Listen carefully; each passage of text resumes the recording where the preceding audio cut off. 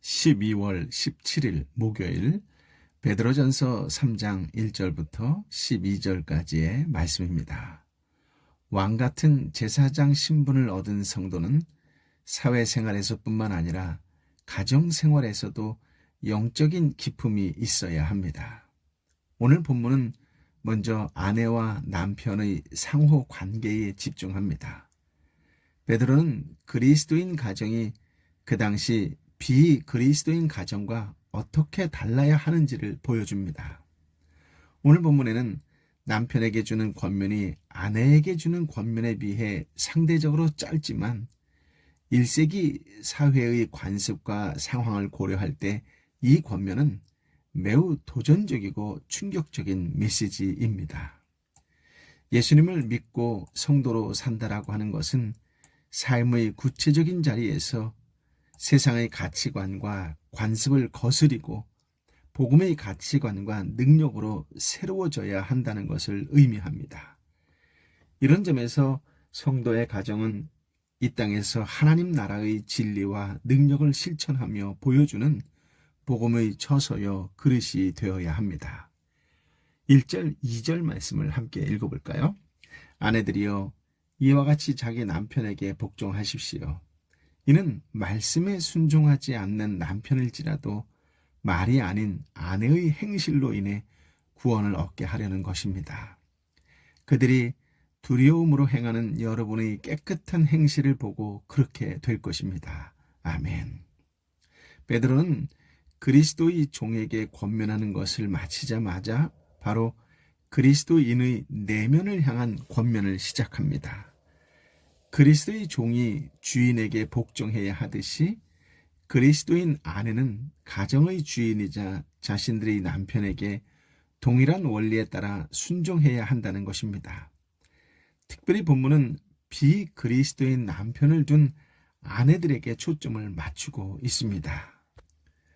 그리스도인 아내는 하나님의 말씀에 순종하지 않는 혹은 믿지 않는 남편을 대할 때 비난이나 불평의 말을 멀리하고 오히려 섬김과 선한 행실을 통해 감동을 줌으로써 남편의 영혼을 구원해야 합니다. 복음을 믿지 못하는 남편이 아내의 말과 권유로 복음의 도를 인정하리라는 것은 당시의 문화에서는 거의 불가능했습니다. 1세기 그리스 로마 사회에서 남편의 권력은 가정 안에서 거의 절대적이었습니다. 그래서 남편이 종교를 바꿀 경우 아내와 자녀와 노예들은 개인적 의사와 관계없이 개종해야 했습니다. 이런 사회적 문화적 배경 속에서 그리스도인 아내가 남편과 다른 종교를 따르는 것은 그 자체로 비난 이상의 어려움이 따랐지요. 이런 맥락에서 베드로는 그리스도인 아내들은 일상에서 비그리스도인 남편에게 선한 행실로 순종하라고 가르친 것입니다. 아내는 무엇보다 마음을 두려워하는 마음으로 정결을 지킴으로써 자신의 선한 행실을 남편에게 드러내야 합니다. 남편은 이러한 아내의 삶을 통해 복음의 진리의 매력을 느끼게 될 것입니다. 3절, 4절 말씀인데요. 함께 읽어볼까요? 여러분은 머리를 따내리거나 금 장식을 달거나 옷을 화려하게 차려 입음으로 외모를 단정하지 말고 오히려 마음에 숨은 사람을 온유하고 고요한 심령인 썩지 않을 것으로 단장하십시오. 이것은 하나님 앞에서 아주 귀한 일입니다. 아멘. 당시의 아내는 남편의 소유물로 취급되었습니다. 아내의 치장과 겉치장은 아내의 외모와 겉치장은 남편의 부와 능력을 평가하는 도구였지요. 따라서 아내가 외모를 꾸미는 것은 의무요 장려로 되었습니다. 그러나 베드로는 그리스도인 아내들에게 그 당시 여자들이 당연하게 여기며 행하던 세 가지의 외적 장식, 즉 화려하게 머리 꾸미기, 보석으로 장식하기, 좋고 비싼 옷으로 치장하기를 피하라고 권면합니다. 물론 베드로가 아내들의 몸 단장 자체를 문제 삼은 것은 결코 아닙니다. 당시 당연하게 여겼던 아내들의 몸 단장보다 더 필수적이고 중요한 것이 그리스도인 아내에게 있다는 것을 주지시키고 강조하는 것이지요. 그것은 아내는 외모가 아니라 내면을 가꾸어야 하는데 썩게 될 장식품이나 옷이 아니라 썩지 아니할 성령의 아름다운 인격으로 가꾸어야 한다는 것입니다. 또한 그 당시 아내는 남편을 두려워하면서 주인으로 섬겨야 했지만 그리스도인 아내는 남편보다 더 두려워해야 할 온 우주의 주인 되신 하나님을 기억하고 그분 앞에서 자신의 몸가짐과 인격을 다듬어야 합니다. 하나님 나라에 속한 성도는 이 세상에 속한 사람들과 달라야 하지요. 베드로는 특히 그리스도인 아내는 온유함과 안정된 마음의 옷으로 단정해야 한다고 강조합니다. 5절 6절인데요. 함께 읽어볼까요? 전에 하나님께 소망을 두었던 거룩한 여인들도 이처럼 자기 남편에게 복종함으로 스스로 단장했습니다. 이는 사라가 아브라함을 주라 부르며 그에게 순종한 것과 같습니다. 여러분은 선을 행하고 아무리 무서운 일에도 두려워하지 않는 사라의 딸들이 됐습니다. 아멘. 그리스도인 아내는 왜 세상의 가치나 기준과 다르게 살아야 할까요? 왜냐하면 과거에 하나님을 온전히 믿었던 아내들이 베드로가 권면한 교훈을 실천하면서 살았기 때문입니다. 초대교회 당시보다 더 힘들고 열악했던 과거에는 믿음으로 살았던 아내들, 예를 들어서 사라, 리브가, 라헬, 레아 등이 그렇게 살았기 때문이지요. 이들은 하나님께 두었던 소망 때문에 남편에게 순종하면서 외모보다는 심령의 내적 순결, 내적 정결에 더 주의했습니다. 베드로는 이러한 삶을 살았던 이들을 거룩한 여인들이라고 표현하면서 그 가운데 특별히 아브라함의 아내 사라를 예로 든지요. 사라는 믿을 수 없는 상황 속에서 하나님을 신앙하면서 하나님을 믿으면서 이에 대한 징표로 남편 아브라함에게 순종했다는 것입니다. 성도들이 예수 그리스도를 믿을 때 아브라함의 자손이 되는 것 같이 그리스도께 소망을 두고 있는 아내들이 앞서 믿음의 아내 사라의 삶을 묵상하고 그 모범을 따를 때, 즉 선을 행하면서 순종할 때 이들은 사라의 딸들, 즉 하나님께 순종하는 믿음의 딸, 믿음의 여자, 믿음의 아내들이 됩니다.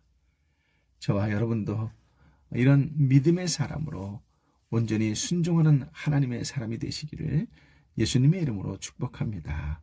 아멘. 7절 말씀인데요. 남편들이여 이와 같이 아내는 더 연약한 그릇인 것을 알고 그녀와 함께 살아야 합니다. 또한 생명의 은혜를 함께 상속할 사람으로 알아 귀하게 여기십시오. 이는 여러분의 기도가 막히지 않게 하려는 것입니다. 아멘. 베드로는 남편에게도 동일한 신앙 원리를 적용하지요. 7절에서 나오는 남편들은 그리스도인을 호칭하는 것이 분명합니다. 베드로는 그리스도인 남편들이 당시의 일반 관습과 달리 자신의 아내를 소유물과 성적 대상으로만 여기지 말고 사랑으로서 그들을 존중하고 배려해야 한다고 당부합니다. 아내는 창조 질서에 있어서 신체적으로 남편과 비교해 더 연약한 그릇이지요. 이 사실을 아는 그리스도인 남편이 아내를 더욱 사랑하며 배려한다는 것은 철저하게 하나님을 향한 신앙에 근거합니다. 베드로는 이런 점에서 두 가지를 분명하게 언급합니다. 첫째는 그리스도인 가정에서 아내는 남편의 소유물이나 가정의 부속품이 아니라 하나님의 선물, 생명의 은혜인 영생, 즉 구원을 남편과 함께 공동으로 상속받을 자라는 사실입니다. 둘째는 당시 이방 세계관과 구별되는 이런 사고의 전환, 즉 기독교 세계관이 남편에게 있을 때 그는 자신이 신앙하는 하나님과 실제적으로 교제할 수 있게 됩니다. 즉 기도다운 기도를 하나님께 드리는 참 성도가 된다는 것이지요. 베드로는 이제 8절부터 12절의 말씀을 통하여 성도 및 세상 사람들과의 관계에서 취해야 할 성도들의 삶에 대하여 교훈합니다. 먼저 그리스도인 공동체 안에서 다른 성도들과의 관계를 어떻게 해야 할지를 8절 말씀을 통하여 권면합니다. 함께 8절 말씀을 읽어볼까요? 마지막으로 여러분은 모두 한 마음을 품고 서로 동정하며 형제를 사랑하며 불쌍히 여기며 겸손하십시오. 아멘. 성도는 다른 성도들과 마음을 같이 하고 서로 동정하며 형제처럼 서로 사랑하면서 자비를 베풀어야 합니다. 라고 하지요. 신앙 공동체 안에서 형성된 이러한 상호 간의 덕스러운 관계는 무엇보다 성도 개개인이 겸손해야만 가능하지요. 성경에서 말하는 겸손은 단순한 윤리적 도덕적인 것이 아니라 구원의 은혜에 따른 성령의 열매인 것을 꼭 기억해야 합니다. 9절 말씀인데요. 악을 악으로 갚거나 욕을 욕으로 갚지 말고 도리어 축복하십시오. 이는 여러분이 복을 유업으로 받기 위해 부르심을 받았기 때문입니다. 아멘. 9절 말씀은 신앙 공동체 밖에 있는 비그리스도인과의 관계를 고려하고 있는 말씀인 것 같지요. 세상 사람들로부터 어떤 악이나 모욕을 당할 때 성도는 어떻게 반응해야 할까요? 오늘 9절 말씀은 성도에게 당한 대로 안갚음하지 말고 그러니까 세상 사람들로부터 당한 대로 안갚음하지 말고 오히려 그들을 향해 축복하라, 축복 기도하라 라고 베드로는 제안합니다. 이것은 베드로가 예수님께 받은 가르침이고 바울이 초대교회 성도들에게 권면한 것과 일치하는 교훈입니다. 무엇보다 이것은 예수님의 삶을 통해 드러난 것이지요. 예수님이 그러하셨다면 예수님 제자들 역시 그런 삶을 살아야 합니다. 세상 사람들이 볼 때 마치 바보들의 행진처럼 보일지라도 이런 삶이 천국의 하나님의 선물과 위로가 되는 약속된 삶, 약속된 말씀입니다. 예수님의 행진에 동참하는 은혜가 임하시기를 축복합니다. 아멘. 10절부터 12절까지의 말씀을 함께 읽어볼까요? 그러므로 말씀하시기를 누구든지 생명을 사랑하고 좋은 날 보기를 원하는 사람은 혀를 금해 악한 말을 하지 못하게 하고 입술로 거짓을 말하지 못하게 하며 악에서 돌이켜 선을 행하고 화평을 따르고 화평을 이루라. 이는 주의 눈이 의인들을 향하시고 주의 귀는 그들의 기도에 기울이시나 주의 얼굴은 악을 행하는 사람들을 대적하시기 때문이다 라고 했습니다. 아멘. 10절 말씀에 생명과 좋은 날이 나오지요. 어떤 의미일까요? 이 말씀은 시편 34편에 있는 말씀을 인용한 것인데요. 시편 34편에서는 생명과 좋은 날은 장수와 번영으로 번영의 의미입니다. 장수와 번영을 뜻합니다. 그러나 베드로는 종말론적으로 이해해서 생명과 좋은 날을 영생 및 구원의 날로 해석합니다. 즉 영생과 함께 다가올 하나님이 구원하시는 날을 기다리는 성도는 혀와 입술을 조심해서 악한 말과 거짓된 말을 삼가야 한다는 것이지요. 한 걸음 더 나아가 적극적으로 선을 행하면서 화평, 평화를 이루어야 합니다. 성도가 이런 삶을 살 수 있는 이유는 사람 사이에 벌어지는 모든 일을 하나님이 보시고 들으신다는 사실을 알기 때문이지요.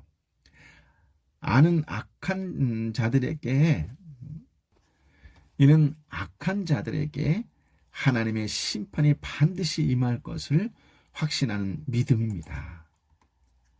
그렇습니다. 주변 사람들을 불쌍히 여길 줄 아는 긍휼의 마음을 가져야 합니다. 사람을 쉽게 판단하거나 자기 방식대로 해서는 안 됩니다. 겸손한 모습으로 형제를 사랑하고 진실한 마음으로 도와야 합니다. 우리에게 악을 행하는 사람과 우리를 욕한 자들을 축복하는 것은 매우 적극적인 선행입니다. 우리 본성대로는 이렇게 행할 수 없으므로 하나님을 기억하고 성령님께 의지해야 합니다. 하나님은 의인을 바라보시고 그들의 기도를 들으시고 귀 기울이시는 것처럼 우리 역시 우리를 괴롭게 하는 자를 보지 말고 하나님을 바라보고 하나님의 음성에 귀 기울여야 합니다. 하나님을 모든 관계의 구심점으로 삼고 가족과 이웃과 공동체를 진정으로 사랑하고 섬기는 그런 삶을 살아가시기를 예수님의 이름으로 축복합니다. 아멘. 아버지 하나님, 참으로 귀한 말씀, 생명의 말씀, 삶의 지표가 되는 말씀을 허락하여 주시니 감사합니다. 바라고 원하옵기는 말씀을 아는 것으로 그치는 어리석은 자가 되지 않고 삶에 적용하며 살아가는 신실한 그리스도인의 한 사람이 되게 하여 주옵소서. 진정으로 교회 안에서나 교회 밖에서나 하나님 보시기에 참으로 기뻐하는 자로 살아가게 하여 주옵시고, 섬김이 있을 때에 교회 안에서나 교회 밖에서나 한결같은 마음으로 가족과 이웃과 공동체를 진정으로 사랑하고 섬기는 믿음의 사람으로 살게 하여 주옵소서. 언제나 마음이 온유하고 언제나 마음이 따뜻한 그런 하나님의 사람으로 살게 하여 주옵소서. 그 따뜻하고 온유한 마음을 이 땅에 춥고 어렵고 힘들고 지쳐있는 영혼들을 위하여 끌어안고 위로하고 격려하는 일에 사용되게 하여 주시고, 그들을 붙잡고 기도할 때에 하나님의 놀라운 영광이 나타나는 축복과 은혜와 통로, 구원의 통로의 삶을 살게 하여 주옵소서. 주님, 점점 추워져가는 이 계절에 예수 그리스도가 오셨다는 것이 얼마나 큰 소망인지 이루 말할 수가 없습니다. 예수님이 오신 이 성탄의 계절 12월에 그 어느 때보다 믿음의 사람들, 기도하는 사람들, 함께하는 사람들에게 하나님의 위로와 사랑이 넘치도록 은총을 부어 주옵소서. 너무나 힘들고 지쳐있는 영혼들을 불쌍히 여겨 주옵시고, 주여 주여 부를 때마다 성령이여 임하여 주시어 저들에게 생기와 생명을 불어넣어 주시옵소서. 다시 일어나 주님을 큰 목소리로 찬양하며 씩씩하게 세상성을 향하여 나아갈 수 있는 축복과 은혜와 구원의 통로의 삶이 되게 하여 주옵소서. 이제는 우리 주님 예수 그리스도의 은혜와 아버지 하나님의 크신 사랑과 성령 하나님의 위로 역사 교통 충만하심이 말씀 가운데에 깨닫고 아는 대로 실천하고 적용하며 살아가겠노라고, 그렇게 오늘도 세상 가운데에 살아가는 하나님의 사람들 한 사람 한 사람 머리 위에 긍휼한 마음으로 함께 품고 이름을 불러가며 기도하는 삼토와 일토와 공동체와 선교사님과 선교지 위에 함께하여 주옵기를 간절히 축원하옵나이다. 아멘.